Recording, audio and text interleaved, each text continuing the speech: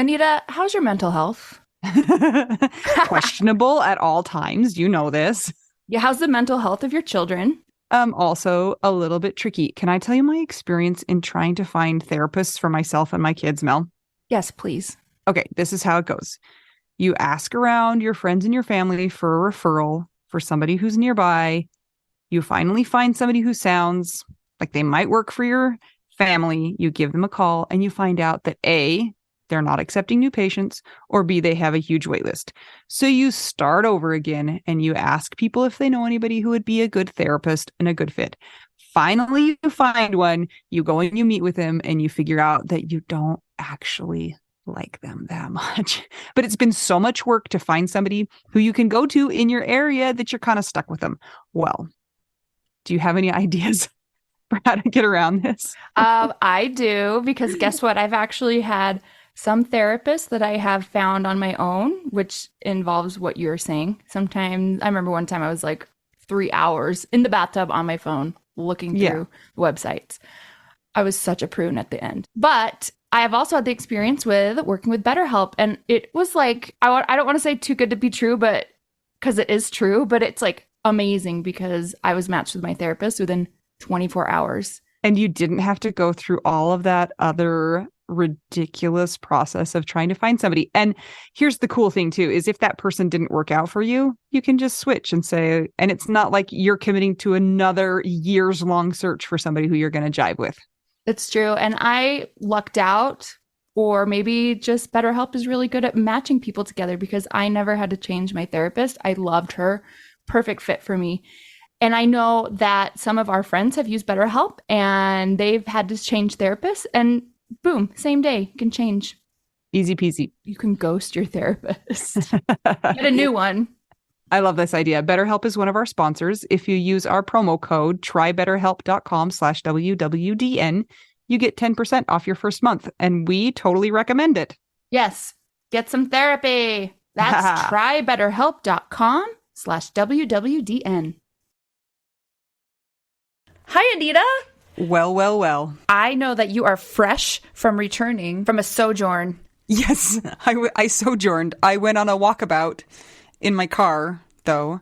I drove to my sister's house in Idaho. You guys, it's a big deal when I drive myself somewhere. Most people are like, oh, well, that's not that big of a deal. It is a big deal for me.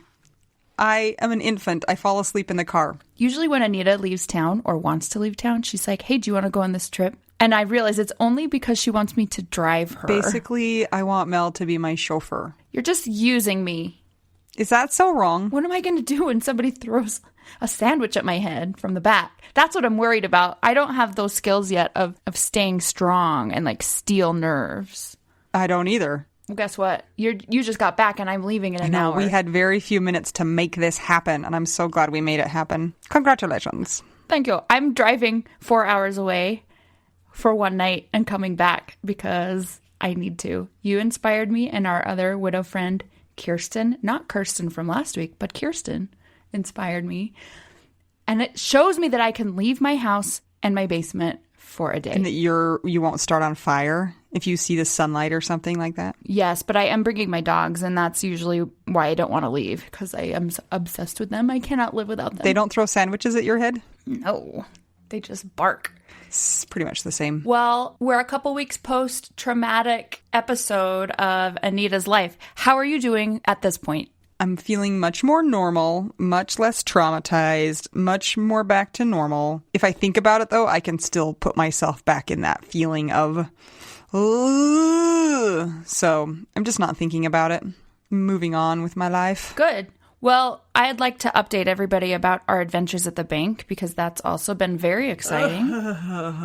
You guys, oh my gosh, all we're trying to do is open a bank account. A business bank account for the podcast. Yeah. Which is apparently much harder than just opening a bank account as a person. Apparently widows are perhaps terrorists. I don't know. We had our third attempt. We dressed up in full widow getup. It was unbelievable and amazing. And they told us we were approved. And they said, you're going to get a phone call in the next day or two to just finalize everything. And so I got the phone call And the lady was like, oh, well, actually, I need one more thing. And I was like, you are kidding me. So we still don't have a bank account. Apparently, they want to make sure that we're not legally married to each other and filing joint returns. They or would like it something? better if we were. They could not understand the widow-wife relationship. We didn't tell them that either. That would have just muddied the waters even more, and we don't need any more mud in this situation. In the meantime, we've been making videos about it. That's pretty fun.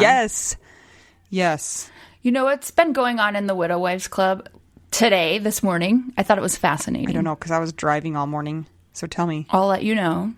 Food is hard. Eating is hard. Meal prepping is hard.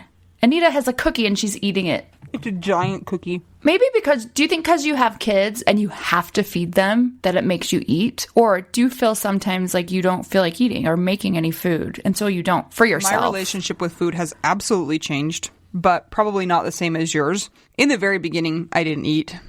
And then I love to eat all the things that are bad for me now. But I used to love to cook, and now I don't ever feed my kids.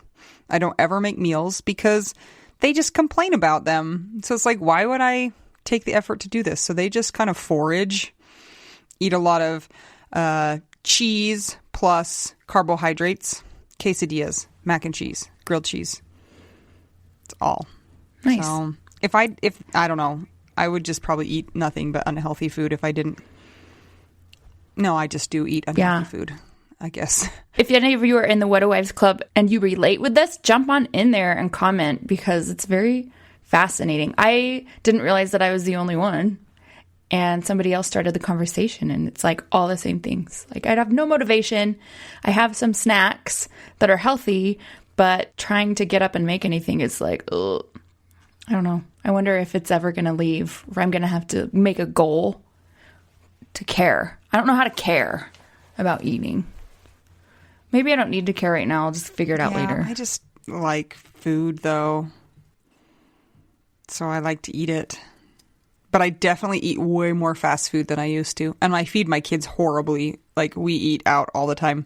And I've just come to be like, that's how it is. And I'm not going to worry about it. Yeah. I don't really necessarily feel bad about it. I just notice it and think, oh, that's weird. You might feel bad about it, though, if your food choices were affecting other humans.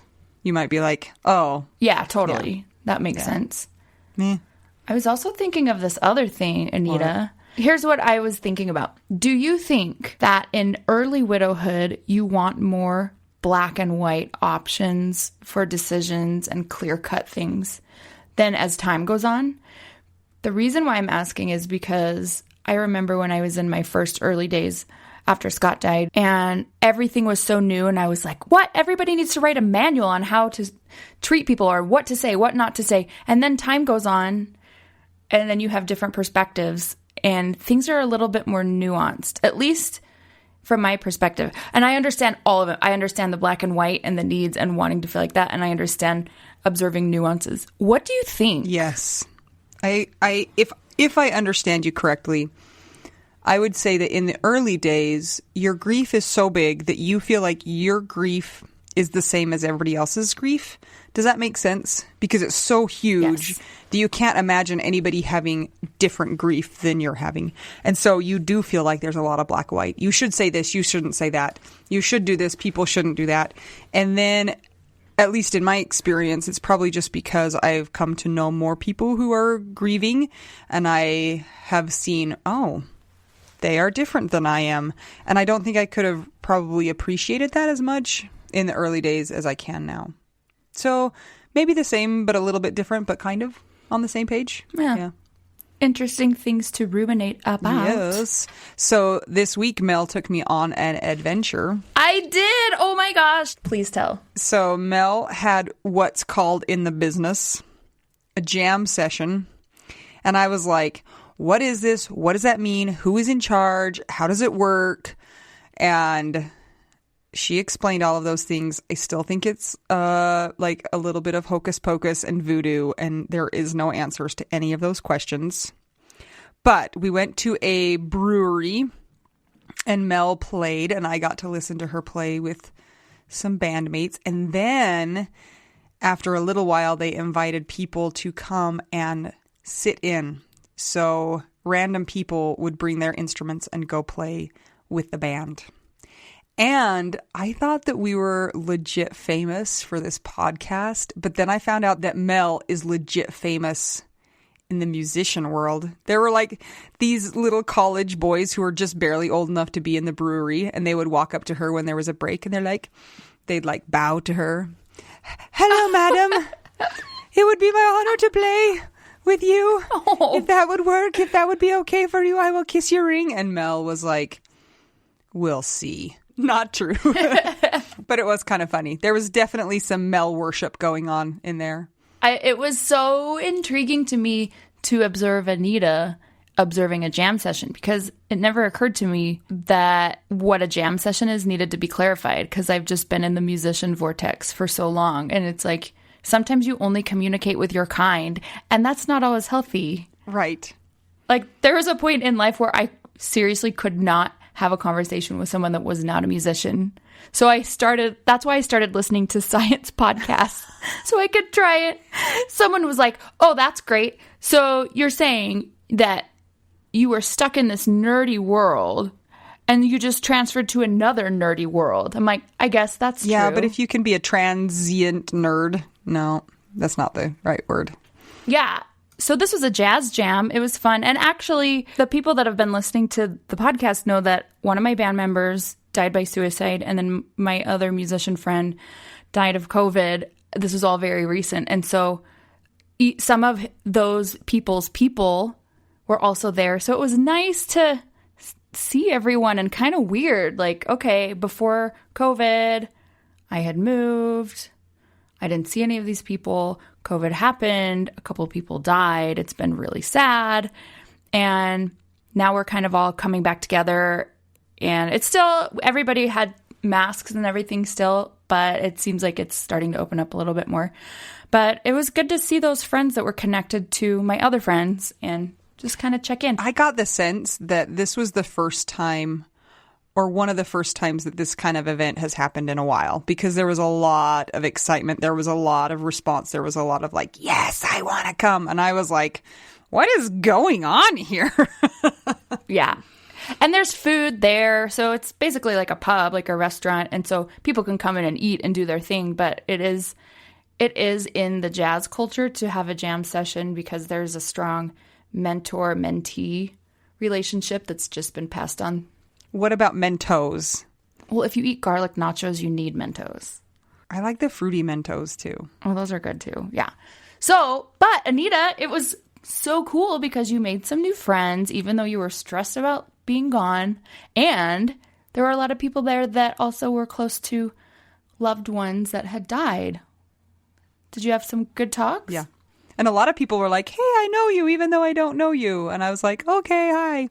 And all I could think the whole time was, this is a school night. What are all these people doing? They need to get home and go to bed. And they're all over 21. Yeah. And I mean, I'm like just in my mom head being like, you guys, it's a Wednesday night. Well, it was a success. I'm so proud of you for leaving and coming with me, because I'm proud of myself for leaving the house. I have left my house almost every day this week. Sometimes the most is 5 times. 5 times in a day? Yeah, because my friend is visiting, and so we've had to go get food. Yeah. See? When you have somebody else who wants to eat, it makes you eat too. Overall, are you glad you went? It was, what did I call it? It was a stretching experience for me, because it stretched my comfort zone. I was going to a place where the only person that I really knew was going to be busy the whole night. And also, I'm just a mom in a bar thinking that everybody should go to bed. So all of it, and jazz, is very foreign to me too. Are you going to sit in next time? Yeah, I'll play the clarinet next time. Jazz clarinet. I would like to say we did wear our widow hats. We had an event. I'm going to post about it a little bit later, so you'll be able to see it. Okay, everybody. This Saturday, March 13th at 12 p.m. Mountain Time. And Mountain Standard. We're going to be Mountain Daylight soon, and it's different. Gosh. When will this end? Never. Just a reminder that this Saturday, March 13th, at either 12 p.m. Mountain Standard Time or 7 p.m. Mountain Standard Time, we're having our Widow Wives Zoom. being facilitated by Autumn. So if you haven't RSVP'd, please do so. We're keeping this to a smaller group so that it's easier to facilitate and not overwhelming. So there will be limited spots. RSVP today. To widowwedonow@gmail.com, and please specify which time you want. Mel, shall we do our patron shout out? To begin with, we're going to say, widows, you got this, from our secret widow admirer. Constance Dahlbach, David Kelly, Don Satterwhite, Ivan Misner, Kat, and Katie Kuntz. Next, we have our widow wives and besties. Amy Sapp, Ashley Hahn, Ashley Han, Danielle Catterberg, Dennis Brazo, Jenny Taylor, Jenny with no last name, Kirsten Stromberg, Laura Bradbury, Rachel Barbosa, Woo! Sarah Morris, Sylvia the Shore, The Winehouse Karen Cornejo, Anna Tracy, Christina Scambato, Christine Anderson, Diana Becker, Emily Thornton, Emily Toledo, Erin Posick, hi Opal, Gabe Lozano.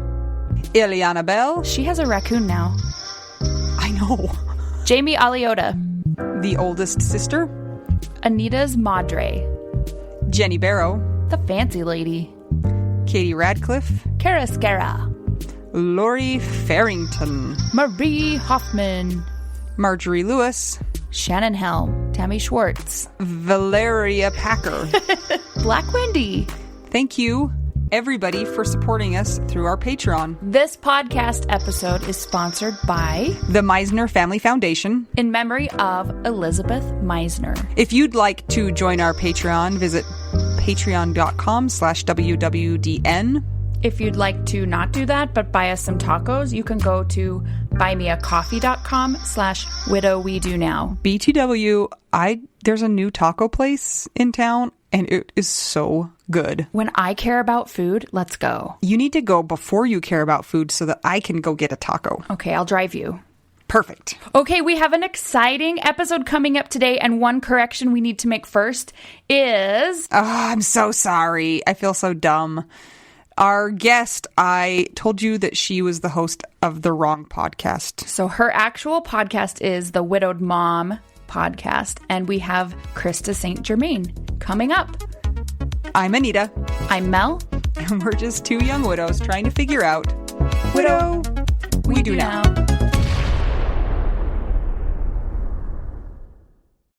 You guys, we're really excited about our guest today. If you are in the widow podcast scene, you know this person. She's not new. She's been around the block. Is that fair to say? I don't know. Is that a little judgy? That might be a little judgy. I don't know. Our guest today is the one and only Krista St. Germain. Hi, Krista. Hi.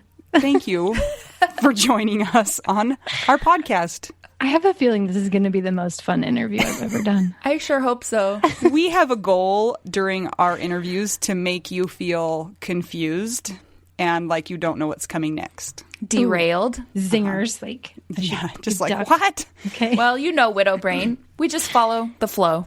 Yeah. It's no joke. So, Krista, I want to tell you that you were one of the first, what do I call you? People? Recommendations? No, I don't even know how I saw one of your little videos, if somebody sent it to me or if I just happened upon it. And it was the first time that I had come across the concept that my husband dying could contribute to post-traumatic growth. And I was like, what? Really? Huh. It was really kind of a bizarre, surreal experience for me. So actually, thank you for that. Because before that, I was like, no, there's no way that this is going to be anything but terrible. And then I was like, this lady says something different. I wasn't sure if I should believe you, though. Should I believe you? Yeah, I was kind of wondering, how was it received? Were you like, jump in a lake lady, or? No. Was it at the very beginning of right after your husband died? It wasn't right after the beginning. It was kind of when I was starting to be in the sludge of it, where it was like starting to feel more like this is it and just really hard. And I saw that video and I was like, actually, maybe I can be one of the ones who comes out of this better. And then I went back into the sludge. I think I'm still in the sludge. Yeah. So, Krista, tell us a little bit about who you are, your widowhood story, and what you do on your podcast or in your life. I don't know how much of the story you want, but I'll give you the Reader's Digest at least. And then if you want more, yeah. So, master certified life coach, and really never intended to become a life coach. And then my husband died. Lame. Fast forward. Yeah. Totally unexpected for me. So he was in a car accident, trying to change the tire on my car on the side of the interstate. I had a flat tire and he was parked behind me. And, being the man that he was, he did not want us to call AAA. He just wanted to do it himself, thought it would be faster, and baby, I'll just change it. So I was standing on the side of the road and he was trying to get the spare tire out of my trunk.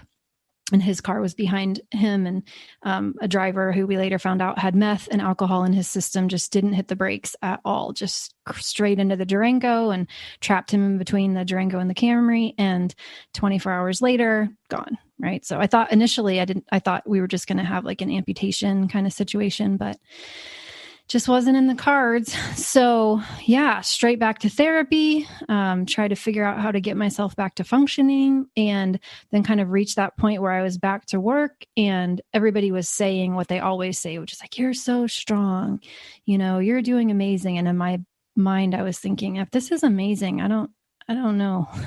Your scale is really bizarre. I don't think this is amazing. And just trying to figure out, and even the therapist was saying that, right? You're doing great. And so I was just trying to figure out, okay, I don't think this is all that's meant for me. What else is out there? And I just happened that a life coach that I had been following for a while started a program that I joined, and it was so transformational for me. I decided I have to become a coach. At that point, I really didn't think I wanted to coach widows. I thought it would be too sad. I was just kind of like barely getting back to being me and like figuring it out for myself. And so it took me a bit to realize that no, actually, this is something that I want to do. So that's what I do full time now and have for the last few years, is specifically coach widowed moms. And I do that now mostly in a group setting. So I have a program called Mom Goes On, and we spend 6 months together and then really work on, what's in the way of not just getting back to the new normal. Like that's like fingernails on a chalkboard for me, but like really loving your life again. Like what's in the way of that? And it's different for each person, but yeah. So you're saying that we can love our lives again? This sounds like crazy talk. Wait, you mean we might have feelings of happiness and joy? Wait, what? Yes. This sounds like a bunch of malarkey.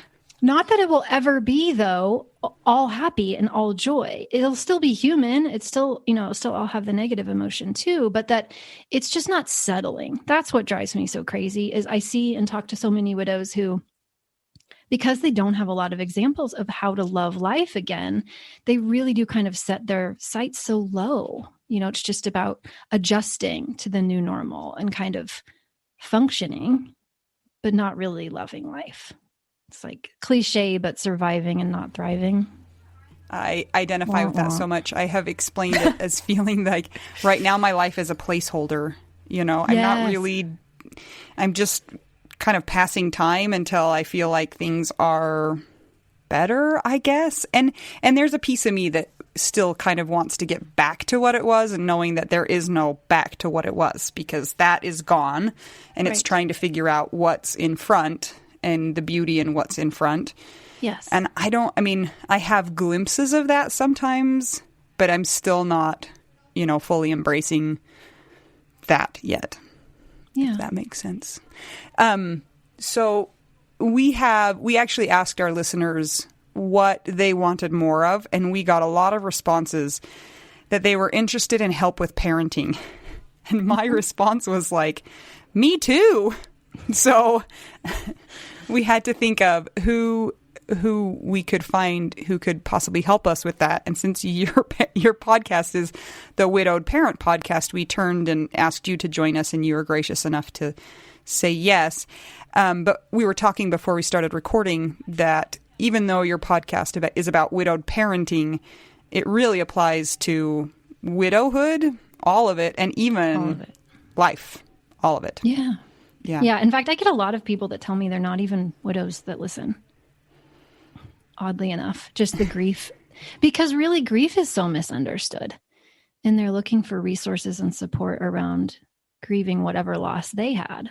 Yeah. Is it mostly grief though related? It's not just moms? Yeah, I don't think moms generally come. I think it's more, non-spouse losses, and people end up listening to me for that. Yeah. I would like to say something, Krista. I have tried to help Anita with her parenting woes because I have recommended she check out an orphanage. She's not following my life coach advice. Rude. This is what we call coaching on the A line, though, Mel. We don't allow it. Kids. Oh, explain what that means. What does that mean? So, well, the model that I use in the coaching that I do, which I learned from the life coach school where I certified, has 5 lines, and one of them is the action line. So it's the things that we do, right? So if any coach is telling you what to do, you might want to get a different coach. See, Mel, I'm firing you as a coach. Yeah. So, I don't know what's right for my clients to do. I barely know what's right for me to do. That's enough work. So I don't ever propose to tell people what to do. But my thought is we always know what to do. We just have some junk in the way. And so coaching can kind of help us get rid of the junk so we can have some clarity and then do what's the best thing for us. And maybe that's an orphanage. I'm not saying it's not. Well, I'm a great A-line coach then. Yeah, you're a great A-line coach. And actually, I'm always looking for A-line people to tell me what to do. I'm like, just tell me what to do. So I was telling Krista, and one of our guests earlier was my sister Shauna, who's a life coach, and how I get super annoyed with her when she won't just tell me what to do. And she wants to make me examine my thoughts. You're like, no, I don't want to look at my thoughts. Just tell me what to do. So Krista, can you tell us what is so liberating and powerful about the model that you use in relation to parenting? Yes. So there's a couple of things.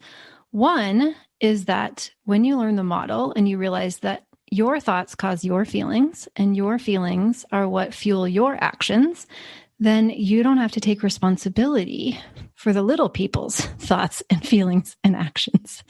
And you recognize that as much as you might want them to think, feel, and behave in particular ways, you can't make them. Right. And so it just kind of helps you stop spinning your wheels and focusing on what you can't actually change and getting yourself back to focusing on what you can change, which is how you think and feel and what you do.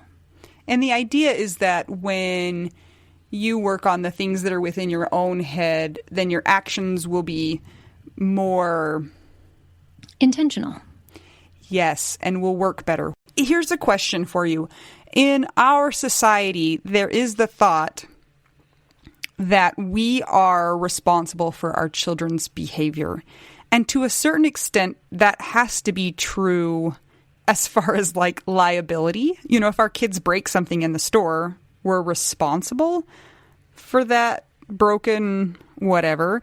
So how do you delineate between what is your responsibility as far as your kids' behavior and what's not your responsibility? And does that question make any sense?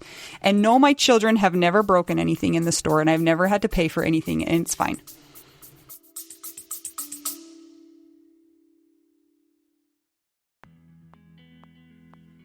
Sometimes we assume that unless we had a huge life insurance payout, we don't really need to know anything about investments or even finances. But guess what? A little knowledge of finances is critical for all of us. Maybe your partner was in charge of that stuff, and now you find yourself making all the decisions. Maybe you're mad about that. Maybe I am. Nicole from the He's Gone But the Money's Not podcast is here to help. She tackles financial literacy by telling the stories of women and widows and finance experts, and shares the lessons they've learned as certified financial planners. Whether you know a lot and feel confident in your financial decisions or feel unsure about all of that stuff, there is more to learn. Listen and subscribe to the He's Gone, But the Money's Not podcast on all podcast platforms. This ad was paid for by Rockhouse Financial, an SEC-registered investment advisor.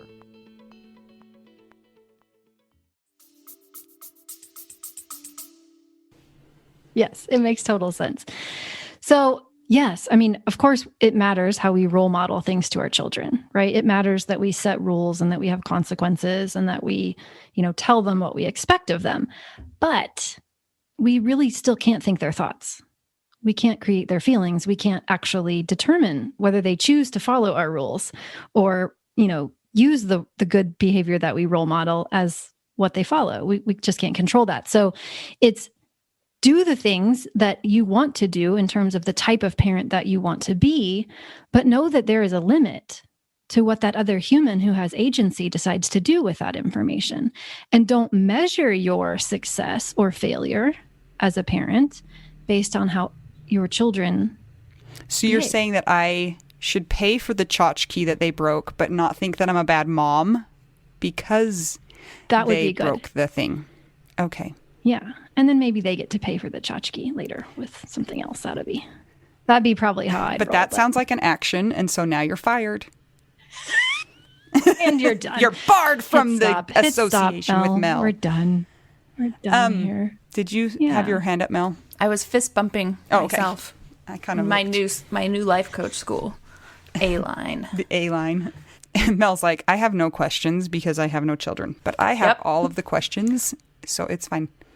We're going to get to other non-mom questions soon. So don't worry, kidless widows. I'm here with you, and we will be talking about our stuff as well. So something that I face a lot of is a feeling of my brain being broken. And let me explain what I mean by that.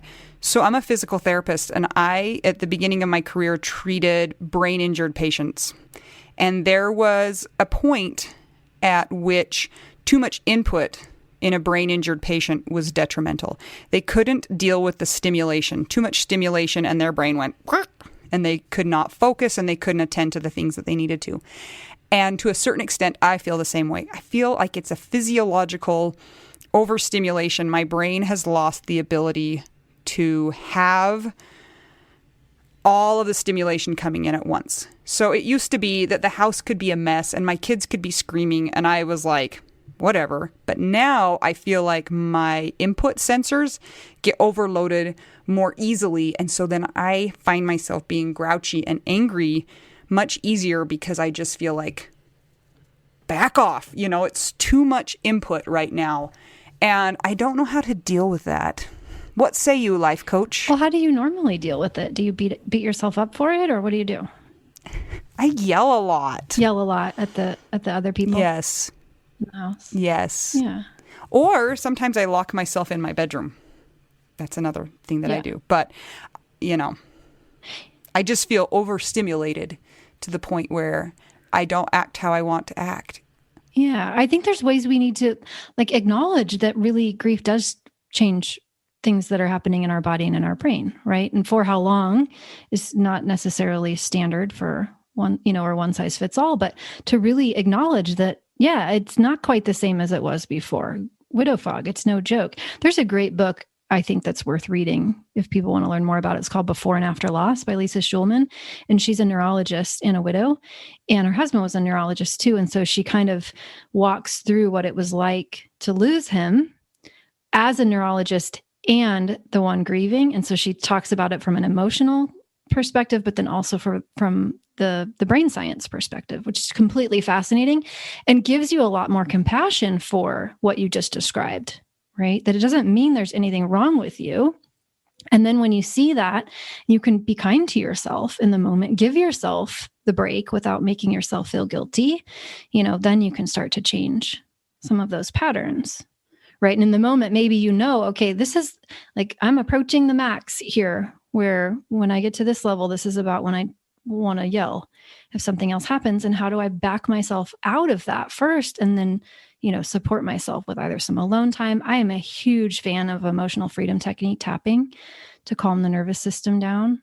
I mean, when you're just overstimulated, you have to have coping mechanisms. Sometimes it feels like you don't have the luxury of being able to remove yourself from the situation or to do some of those things that might be beneficial because you're on your own. There's nobody else who's going to come and take the banana away from the kid who's smushing it into the couch and the other kid who's kicking that kid while that kid's smushing the banana into the couch. And, all of the things at the same time. And it's just overwhelming. Yeah. And sometimes it really is very hard in the moment to excuse yourself from a situation if there's banana smushing or worse happening, right? Yes. Could be. Yes. But then what can we do preventatively to help ourselves, right? So can we take 10 minutes when everybody's asleep or, just a little bit of downtime here and there and do some of that nervous system calming or thought downloads, self-coaching? Yeah. Yeah, that's a good idea. And that would be really smart to think about when you're not in the moment. It's hard though to right? get yourself out of reactive mode. It is hard. Yeah. Right? But it can be done. Do you have other advice for how to stop being reactive and start being proactive? Is that the opposite of reactive? I would say that it is. So in the moment, I think just developing the skill of being able to feel a feeling without reacting to it is a pretty big deal, right? And one that nobody really teaches us. Yeah. How do you start to get better at examining your thoughts and understanding what is going on inside of your brain? Well, and it's kind of two different skills, right? So one is letting the feelings pass through. And then the other one is examining the thoughts that caused them in the first place. So in the moment, you don't even really have to understand the thought that made you so angry as much as you want to recognize that, oh, this is anger. And just because it's there, I don't have to yell. I can just let it be with me, right? I can let it pass through me. And that's a different skill. So that's in my program, we start there because nobody teaches us how to feel feelings. And most of us think that they're big problems. Oh, I thought you were saying you started with anger. Oh, we get angry. What you really need to do, first of all, is get angry. No, we start with learning to feel feelings.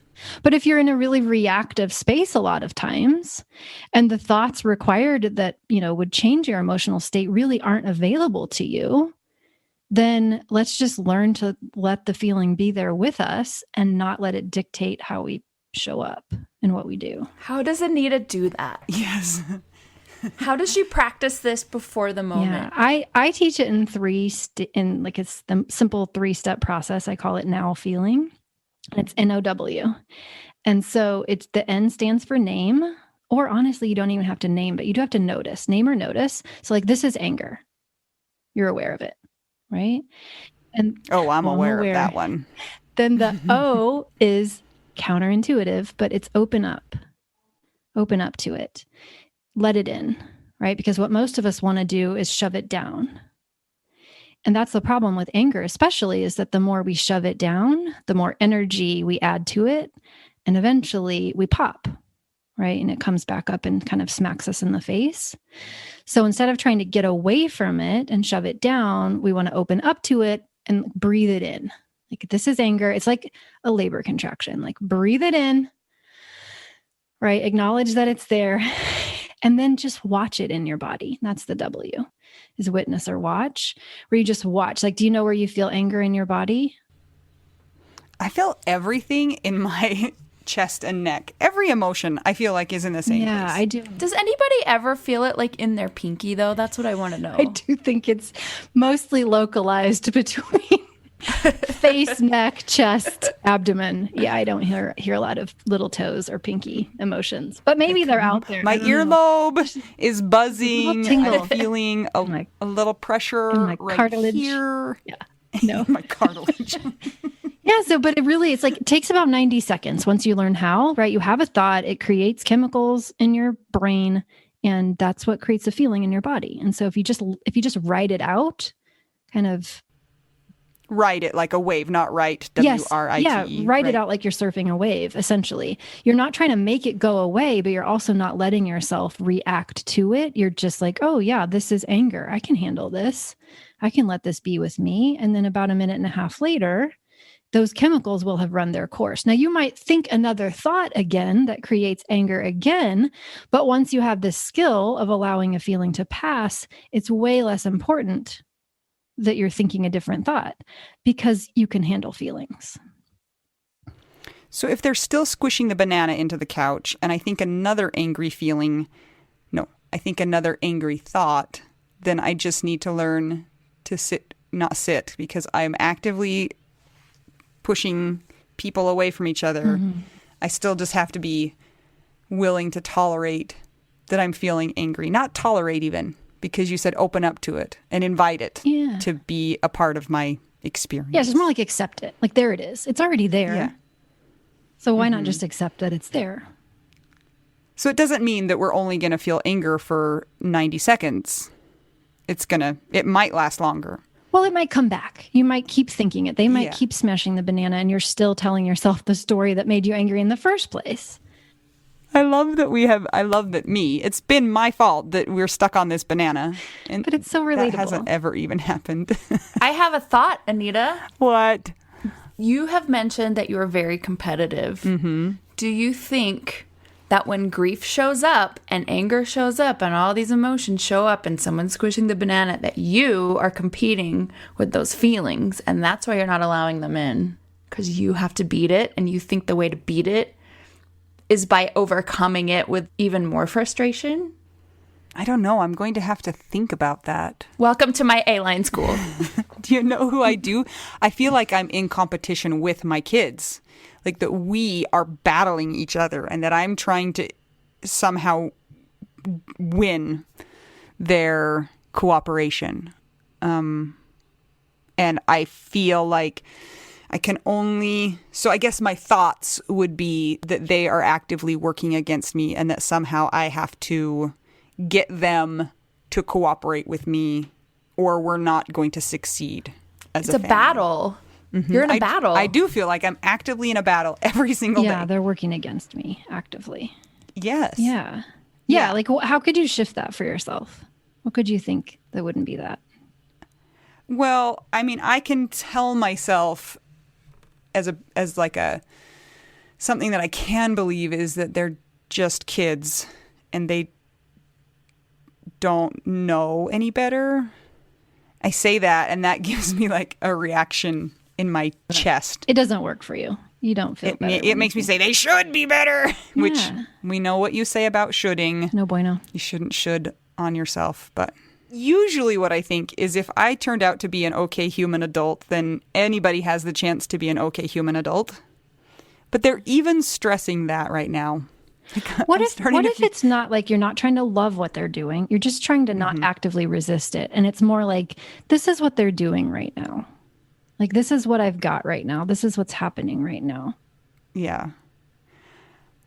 I find that it's all well and good until the banana starts getting smooshed into the couch, until they're at Mel's life coach school, the action school. It's all good in thought and theory until I have to act. Mm-hmm. And then but what's really happening at that point is that you no longer believe this is what they're doing now or this is what's happening now, right? At that point you switch into something that is not that. Yes. Be doing that. They're working actively against me. I have to fix this. I have to change this. This has to stop. Or I have to protect house and property and life some of the time. So I'm like, I can't just accept what they're doing when they're trying to light the house on fire. It's not, though. I'm so glad you said that. It's not accept as in, I'm so happy they're doing it and I wish them to continue. Right? It is just no longer actively resisting it, because when we're resisting something, we're essentially giving it our power. If we stop resisting it, then we're able to actually take back that power and parent. Right. That's not just with parenting. That's with anything. I find that a very confusing concept in my brain. Yeah. I'm saying, what? Explain that again. Yeah. Okay. So if we're wishing something were different than it is. Okay. Right. We're like, I'm wishing my child was not lighting a match right now. Yeah. And you're telling yourself they absolutely should not be doing this, and yet they're doing it. Right. Okay. Then how do you feel? Still like I need to stop them from lighting the match. What's the emotion?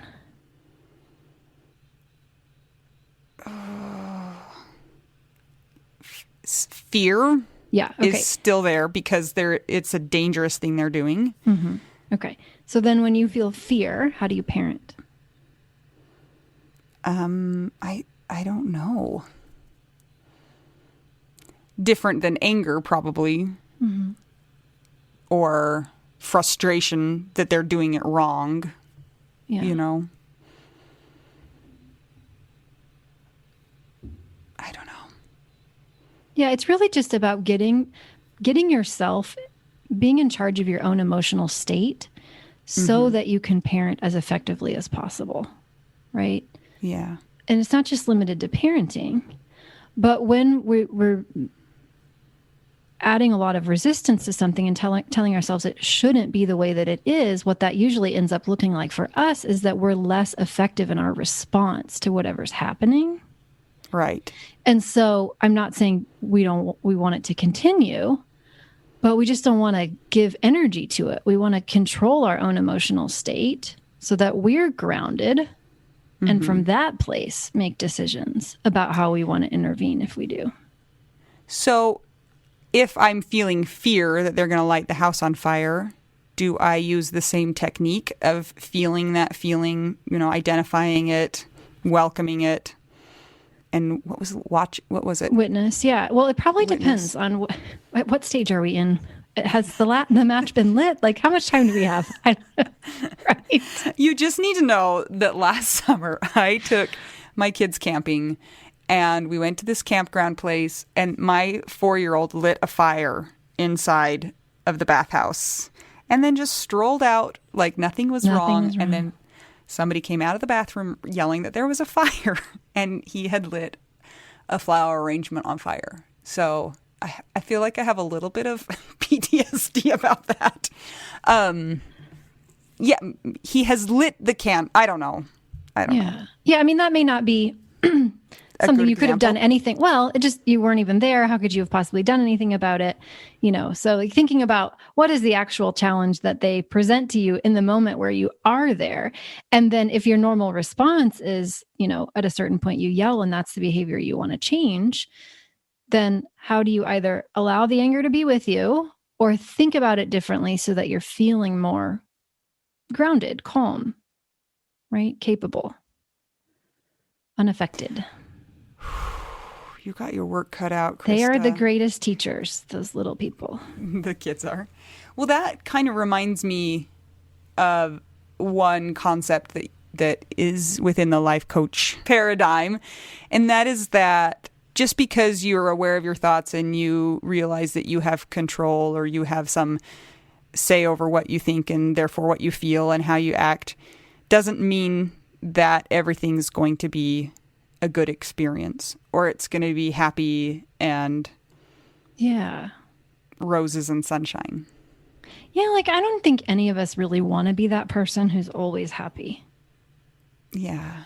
But I do feel like our society kind of expects us to always be looking on the bright side. Mm-hmm. You want to take that and make it into a better experience and just be, instead of just being like, no, actually, this is just stupid and I don't like it. Yeah. And I think that's why positive psychology gets such a bad rap, because that is what most people think it is. It's just, putting lipstick on pigs and thinking happy thoughts all the time. But that's really not the point of the work that I do at all. It's more like most of us are running around with all of this programming in our mind that we didn't consciously choose. And we're just repeating it, right? And if we're just repeating it, then we never change anything. We're not living intentionally. We're just recycling old patterns. And so this is a great opportunity, grief, right? Loss. It's a great opportunity to stop and say, do I like the patterns that I have in my brain? Do I want them there? Some I do, some I don't. But let me be the boss of that. Let me decide what I want to keep and what I want to replace. And so it's really just an exercise of becoming more intentional, right? And that's what post-traumatic growth offers. How do we figure out what patterns are there and what ones we want to keep and what ones we want to get rid of? Mm-hmm. Yeah. Because if they're second nature, if we've already kind of incorporated them and we don't realize they're even there, how do we find them? Well, there's different ways to do it. I think one of the easiest ways to do it, of course, learning the self-coaching model that I work with helps a lot, but just even looking at your thoughts on paper, right? If we're not our thoughts, if we're the thinker of our thoughts, we're, not actually any of the sentences in our mind, then we don't really ever get any leverage over those sentences unless we can actually look at them in black and white.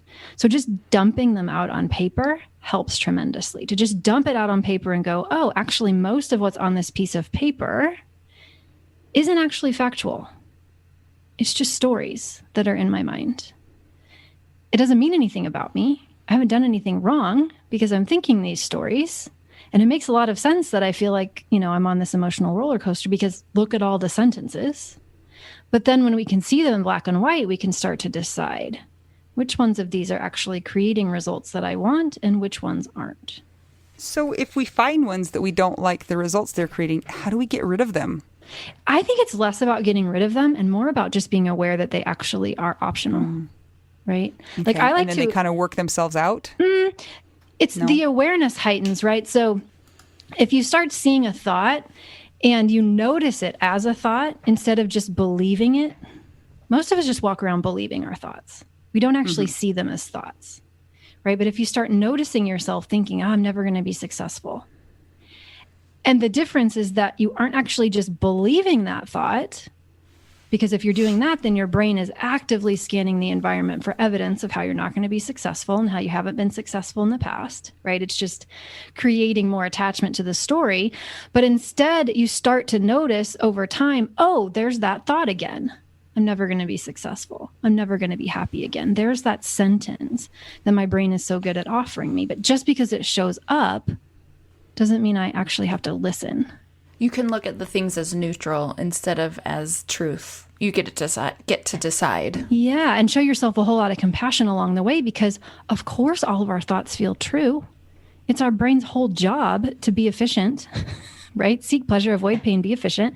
And that's what it does, is it filters our whole world. It's like wearing glasses, right? Like whatever thought you are thinking is like you're wearing glasses that color the whole world with that thought. Your brain shows you data that lines up with the thought that you're thinking. It blocks data that doesn't match the thought that you're thinking. So all of a sudden we've been thinking something for a while and we just think it's true. But it may not be useful. My brain is a loop. I mean, I guess everybody's brains are loops, but I've often caught myself, especially right after my husband died, I just kept thinking, Scott's dead. I can't do this. What the heck? And it was like, I mean, for weeks, it was almost like it was the only thing in there. It was like a record on repeat. And I knew that I was right. I knew that Scott was dead. I didn't know that I can't do this. I didn't, that was just kind of going in there. But it's like, it's hard to replace thoughts like that. So is that where writing stuff down helps to get that out and break the loop, and then you can look and see what your thoughts are and see if you want to decide to keep that in your thought loop? Yeah, because if you don't get it out on paper to look at it, it never becomes an object, right? The thought never becomes a thing. It just feels real. And so you have to make it an object. So I play lots of games with my clients just to help them objectify the thoughts that they have so they can start. Can we play a game? Let's play a game. Can we do it? We like fun. I'll give you a simple one. If there's one thought that you are wanting to bring your attention to and you're really wanting to see that, wait, I don't think this is maybe true. Maybe this is just a thought. You just get like a rubber band and put it on your wrist or put it on your little finger. And every time you notice that thought and you catch it as a thought, you just move it from one hand to another hand. Right? I thought you were going to say snap it. I know, me too. I don't like this game. No, it's not about punishment. It's just about noticing. Right? Like, oh, there it is again. Wow, that thought is in my brain a lot. I can't do this. I can't do this. I can't do this. And then, so the exercise is not about, making yourself feel bad because the thought appears. It's about starting to separate yourself and know that, oh, wait, I'm just the awareness behind the thought. I'm not actually the thought. Mel and I have talked about this on several different occasions. And I guess the question is there a point where you move from, I don't like the word normal grief into typical, yeah, into something that's beyond that requires more than life coaching. For example, if you have a major depressive episode and that's a medical diagnosis, is there a point where we have passed the point of normal brain chemistry and function and we can't just rely on paying attention to our thoughts? And for example, like PTSD and triggers and stuff like that, where you have a response like that. Yeah, I mean, I think there are certain things that are, at least every life coach and therapist probably has a different thought on this, but I'm very clear with where my boundaries are and where I'm useful to a person and where they require another level of support that I'm not qualified to give them. And I think those two, there's lots of options and many of them work well together, right? So I have many clients who are in therapy and still in therapy or doing EMDR, and I'm working with them as, with at the same time, the thought work conjunction. or tapping or, So I guess I just wonder, though, if people maybe start to put all of their eggs into the coaching or the model basket, and maybe they're not having success because there is a limit to at what point you need something extra because of like physiological, if that makes sense. Yeah, then you should trust your gut and you should go talk to someone who can make a diagnosis. Life coaching involves no diagnosing. We don't diagnose, we don't treat. Right? It would be irresponsible of us to say that that's within our scope of practice capacity, and it's just not. So of course, like, please listen to your own gut. If you think there's something more going on, there's no harm in finding that out. Yeah, to someone who can tell you. And part of the reason that this had come up, and I'm curious to get your take on this, is that we will find, like, leading up to a day that maybe is a big day, I will find myself being really grumpy and really like feeling really strange and off feelings. And I don't even realize what day it is until I'm like, what is wrong with me?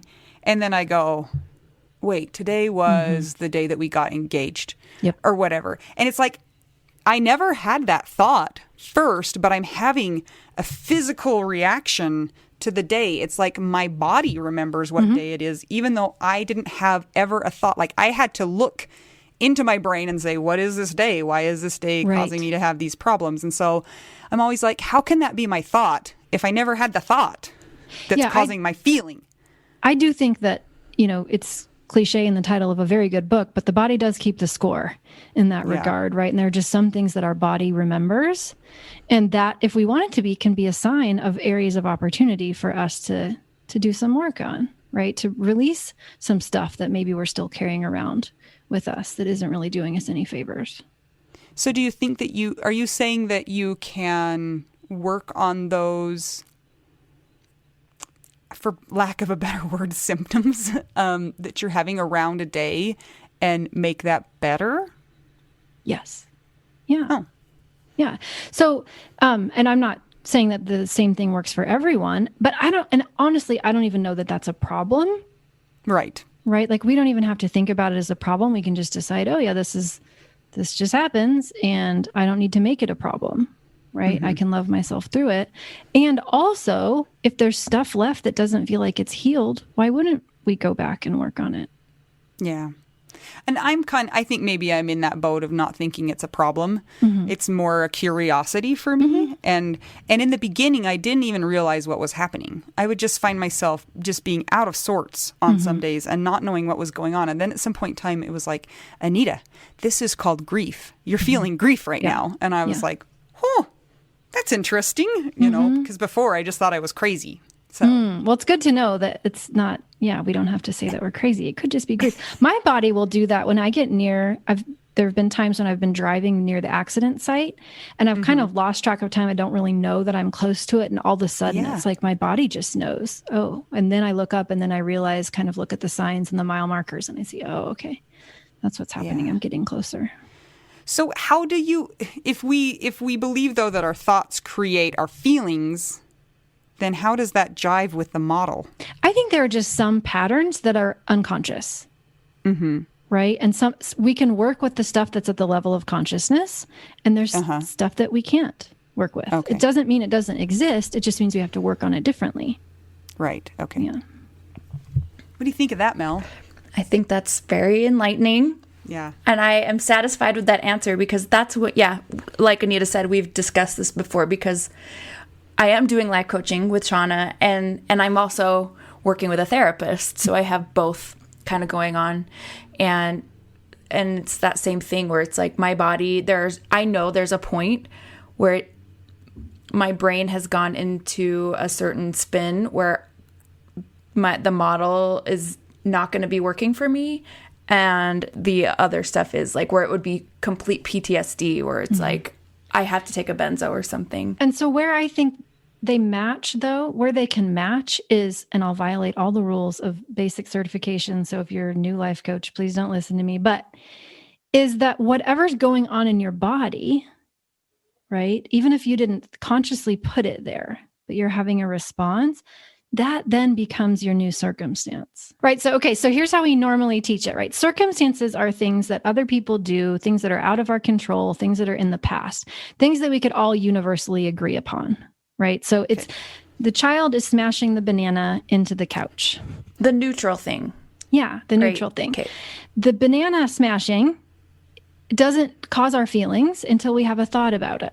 Right? Some people might be like, look at that creative child He's smashing doing a art. banana. Right. He's Right. so sweet. And then others of us are like, please That's a crazy immediately person, stop. just so you know. Yeah, right. So I'm not saying it's not right or wrong, it's not good or bad, but it's just thoughts cause feelings. And the things that happen in life are neutral. So what I propose is that I'm just a little more liberal in the way that I use the circumstance line. So right, what's happening in your body, even though not the whole, the rest of the world doesn't know what's happening in our body, right? But we know what's happening in our body. That then becomes our neutral circumstance. And then we get to decide how we want to think about that, right? And I do that a lot with feelings too, because I notice we judge ourselves a whole lot for our feelings. And so I will even put feelings as circumstances. So I notice I feel happy, and then I judge myself and make it mean I didn't love him enough, and then I feel guilty. Right? We get to decide how we want to think about how we feel. Or I notice I feel sad, and then I tell myself I should be further along than I am. And then now I feel, despair. That makes me think of all the messages we get from widows that don't have kids. They feel guilty because they have feelings about their own situation, but they're looking at others' difficult circumstances that are different. For example, widows that have kids, and they feel like, I am not validated. I should not feel like I have these feelings because look what these other people have to deal with and I don't. However, they're still sitting with, well, maybe we wanted to have kids and the opportunity was taken away. How can the model help in those areas as well? Because they maybe wanted a banana smashed on their couch and they lost the opportunity. Who doesn't, honestly? You can lick it later. In our group, this does not happen. We have a lot of, I think, pretty mindful people.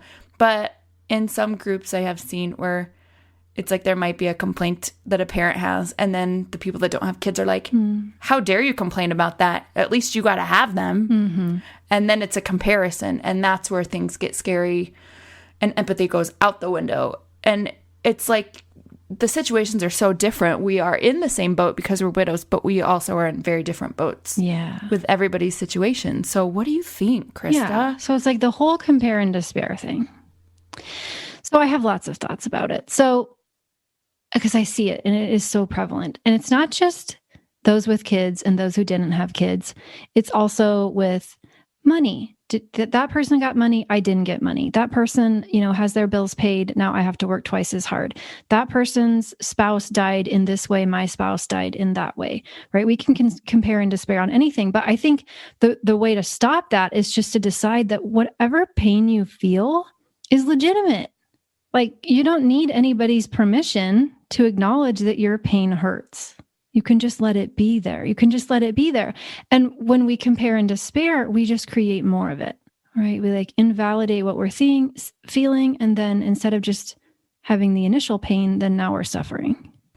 And I hope the more that we hear these types of things, that it helps us to be more cognizant of what is actually going on with emotions in our head or what's actually just a neutral fact, and that everybody realizes that they are valid. And widows that don't have kids, it's okay to speak up. Widows that weren't married to their husband or wife or whatever, it counts. And we're all in this together. So I love that we're talking about this, because I think that we all should band together and be stronger, because diversity is hard and confusing, but it's also what helps us to band together and be even stronger. Yeah. As opposed to my pain is worse than your pain, or your pain is easier than my pain. If we could just come at it from, hey, we all have pain, and like my pain sees your pain, right? And then we can support each other through it and let it just be what it is, which is just different. I was going to say, my pain sees your pain and raises you one banana. Well, 2 smashed bananas. Thank you. 2 smashed bananas. Yeah, like, why do we do that, though, right? I mean, I also think there's a part of it that's like, it kind of feels better sometimes to get angry than it does to just accept the emotions that are lower on this scale, right? It feels better to have a place to put your anger and frustration than just to accept that just bad things happen and we have no idea why. Do you think, Krista, that is a reflection of how that particular person is viewing their situation as well as how they treat themselves? Because I've noticed that sometimes the people that are more judgmental of others are also first harsh on themselves. Yeah, 100%. I got to think about what that means for me.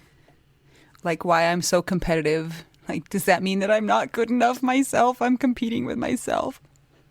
It probably does. You're the best, Anita. Thank you. I have a question, Krista. I don't know if you're going to be able to answer honestly or not. Okay. I will be honest no matter what. Okay. Have you ever met a widow that you can't help? Well, I've met widows that I felt like I shouldn't help, that weren't in a position to receive the kind of help that I offer. Okay. Do tell. Well, so, in life coaching, I know that the women that I'm best positioned to help are back to that place of functioning in life. If there's a diagnosis that needs to be given, they've gotten it. If there's, some sort of medical or, medicine that's required, or I don't even want to say required, but they're getting the support that they need so that they are in a place that they are functioning in life. They're checking off all the boxes. They're not in bed all day crying. They're not, having thoughts of self-harm or harming others. And so there's some, minimum criteria that's not where everybody is, right? Mm-hmm. That's not where everybody is. And so that's why I'm pretty cautious about who I invite into my program, because I don't want to offer to help people who aren't in a place to receive the type of help that I offer.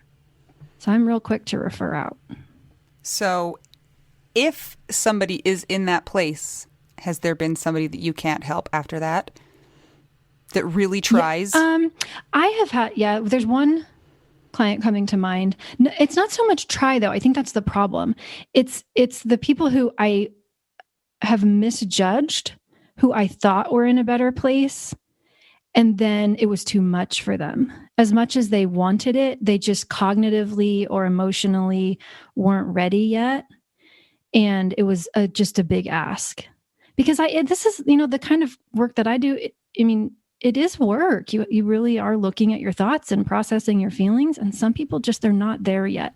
And you have to buy a rubber band to switch from wrist to wrist. And it's hard sometimes to that's find hard, one. Right? Why do you even buy rubber bands anymore? Office Max? Office Depot. They got bought out. We used to get them off of the newspaper, and now everything's online. Oh, have you ever had a bandy ball? Yes. No, right? I've always wanted one. Okay. Only the cool kids have those. I need to now. get that for our 2nd anniversary. Okay. My children would just take them all apart. Yeah. Instead of a cute ball. Yeah. That's funny. Do you want to tell us a little bit more about your Mom Moves On group? Like sure. What it is, what you do? Yeah, so it's for women who are widows and moms. It doesn't really, age of children is not relevant, but that shared life experience. And we spend 6 months together, and we just work through the main issues that most widows are struggling with, and look for all of the patterns that are unhelpful, which I don't determine, right? They do. But what are the things that are in your way of loving your life? And so we spend, we work clearly on the model because that's the main tool that I teach. We work on how to feel feelings. We work on what's the story that you're telling yourself about the past that maybe is creating a lot of suffering or holding you back. What's the story that you're telling yourself about your future? Is that actually the story that you want to tell yourself? So retelling all those stories. We do a whole month on your relationship with yourself and self-confidence and decision-making, because most widows struggle in those areas, right? Our self-confidence takes a hit and we have trouble making decisions. We spend a whole month on challenging relationships, be that parenting or in-laws or your mother or your coworkers or whatever. But relationships just kind of blow up for a lot of us. Maybe it wasn't quite as challenging and now it's super challenging. And so we just really work through, with a combination of me giving you the tools and you doing some self-study and DIY, and then me doing a lot of coaching and group work. So it's amazing. Do you guys meet together? Is it like a virtual Zoom and everybody's in there together at the same time? Yeah, we have calls twice a week that are on Zoom and everybody's there together. And then I coach one person at a time. So it's not like, grief counseling where everybody goes around the room and shares. It's pretty focused coaching. So somebody will come to me and say, hey, I'm struggling in this area. This is what my father-in-law just said to me and, about my husband or whatever. And then we coach on whatever's going on. But what's amazing about group coaching is that you actually kind of get more out of it sometimes than you do with one-on-one coaching, because when you're coaching one-on-one, your brain's kind of resistant to it a little bit. But when you're watching someone else get coached and it's not your life, your brain's really open to the idea and you can see it. You go, oh, I see the problem there. And I see how I'm doing it in this other area of life. So I could take that lesson and apply it to my life and benefit from it. So it's a combination of coaching live via Zoom. We also have an online community. So I do a lot of coaching in between calls, just where people will bring me stuff. We use an app called Slack, and people just bring me things that they want coaching on inside Slack, and we just go back and forth and have conversations. It's like, how sometimes you get in a group and everybody's relating to one another, but they're also dragging each other down. They're like keeping each other stuck. Yeah. Yeah. It's like the best of both worlds where we're relating and we're not saying it's easy and we're not pretending, we're not being fake. We're being very honest and very vulnerable, and we're, figuring out how to move forward and not play in the poopy diaper all day. Ew. How many widows do you coach at a time? It's kind of a revolving door. So I accept 8 each month. So every month I bring in 8, and then every month at the end of the month, 8 women finish. Do you have to bake banana bread and submit it for your application? With the banana that was smashed on the couch. Yes, no, you do not. There's no baking. There's no baking. And then I have, this is the really fun part, is that I have a master's program. So there's the initial 6 months. And then when I started the group, I had the women graduating and they were like, we're not ready to leave. What else can we do? Do you have something else for us? And so I created this master's program, and some of them they're now on their 3rd round. And it's just like such a tight knit group of supportive women who are really all about, figuring out how to grow. It's fun. We do have a very important question. All of your training will lead up to this question. So, oh dear, answer wisely. Okay. What is your favorite cheese? That's not a fair question. Why do we have to pick favorite? You can have top 3. Okay. And just assess your feelings. I want you to like your reasons and have your own back. Okay. I will not later tell myself I should have thought differently about said cheese. So I'm a regular feta eater. Like I buy more feta than probably any other cheese. I am a blue cheese fan. I know that's polarizing, but I do like blue cheese. It's controversial. And even occasionally like a Gruyere. Like, I know it's a little questionable too, but yeah. So I'm not against, the only cheese I'm against, I'm really not like a pasteurized cheese product. You mean like Kraft singles? Or like easy cheese? Oh, definitely not easy cheese. I can't. Sorry. Krista, Thank you for being wise and imparting all of your knowledge in this one episode. Did I just impart all of my knowledge? That was a lot of pressure. I feel like, okay. All right, I'm done now. No more knowledge. You're welcome. You've downloaded all of it into my brain. It's gone. No, I need more knowledge. I need so much more. I don't know. It's a little crazy. Remember to check out the Widow Wives Club on Facebook and answer all of the questions. If you don't answer all the questions, we are declining you immediately. I'm not even the one making that decision, and I wholeheartedly support it. Yes, we have gotten, we had like 22 requests this morning, and none of them had filled out all of the information. And it's so sad for me because I'm like, if you belong in this group, I want you to be here, but I'm also not letting you in if you don't give me an obituary because I don't know who you are. Oh, sorry. And when you do answer the questions, you will know that there is a question that you might feel like you should skip because you don't know how to do it. If you have problems with it, email us. Please. We want you to be in there if you need the support. But we have to do this. Thank you. And check out our Patreon, patreon.com/WWDN if you want to be our widow bestie, our widow wife, or our dead husband. Or our widow friend. Widow friend. Maybe you should do it in order. Okay. Yeah, I forgot about the widow friend. Just start at the word widow friend and then go up. Okay. If you want to be our widow friend, our widow bestie, our widow wife, or our dead husband. Dead husband. That's the best one, you guys. You get a t-shirt. Yeah. Then check it out. Patreon.com/WWDN. Or buy us a taco at buymeacoffee.com/widowwedonow. And until next time, I'm Anita. I'm Mel. I'm Krista. And we're just two young widows and one other widow who has an actually useful podcast. And we're just trying to figure out Widow We Do Now.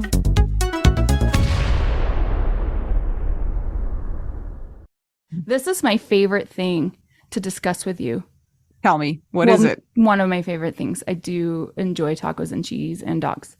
This is about how you cannot pay hundreds and hundreds of dollars for a phone plan, especially when you're a widow, your person is dead, you might have kids, you might need another option, and you just want your phone to work, you want unlimited texting and service, and you want it to be like $25 a month. It blows my mind that they have plans that start at $15 a month. That is so cheap. And the cool thing is it uses other 5G networks, and so you don't have to pay extra for that, and you still get great service. Yep. Anita and I have traveled all over, and I have used my phone. So I highly recommend it. And my mom's even on it. When my dad died, we put his phone down to the cheapest plan, which is $15 a month. And I think my mom's on the $20 a month plan, and it's so worth it. It's so much cheaper than what we were all paying before. So I highly recommend it. If you're on a budget or not, who cares? Ryan Reynolds is in charge of the company, and they send you free stickers with Ryan Reynolds temporary tattoos. It's kind of the best. So if somebody wants to sign up, what can they do, Anita? Go to trymintmobile.com/WWDN. Seriously, you guys, such a great idea. Save yourself some money. And if you're worried about losing data or having any changes with your phone, not going to happen. They walk you through it. Everything's fine. It's the easiest process of all time. Again, that's trymintmobile.com/WWDN.